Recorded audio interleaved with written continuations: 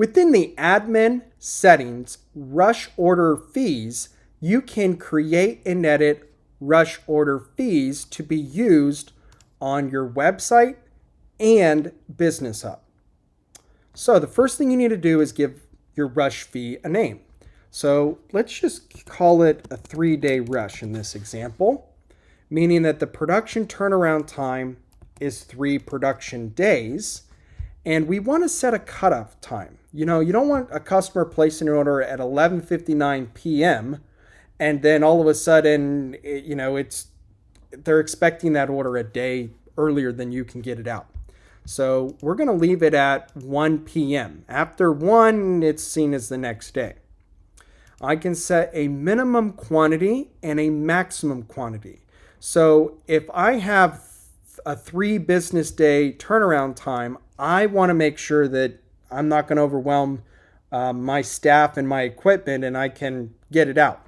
So maybe I'm going to say, okay, it's only up for orders as many as 250 pieces. At that point, I can't do a 3-day rush. And anytime I apply a rush fee, I would typically mark the order as priority. That'll allow you in Business Hub to kind of flag these orders and get them pushed up the chain. The price. Either we're going to do a flat fee markup, which we can do just on the entire order. I could say, okay, it's going to be $50 in addition to the order total. Or I could say, okay, every item is going to be $1 more each. Or I could do a percentage value. So I could say, okay, this fee is going to be 50% more, and that 50% is the total price. The blank plus the decoration is being marked up 50%. Or I could do it just to the decoration or just to the blank. I also can set a minimum fee. So in addition to having a 50% markup, I would say, okay, we are at minimum charging $75 to prioritize this order.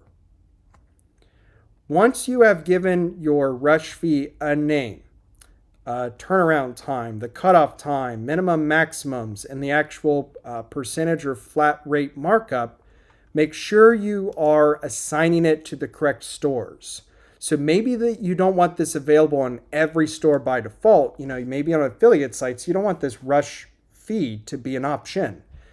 They have to use your standard turnaround time.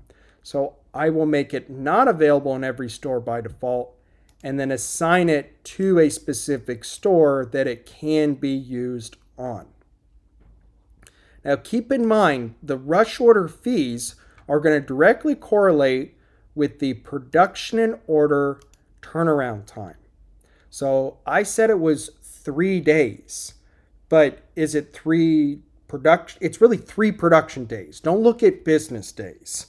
Business days are going to be defined by these production days. If it was business days, I would turn off Saturday and Sunday. And now I'm saying that it's really 3 production days / 3 business days. So I could say my default turnaround time is 10, and then they can pay more to get that 3-day turnaround. All right. Hopefully you find this video helpful on how to create and edit rush order fees, and thank you for watching.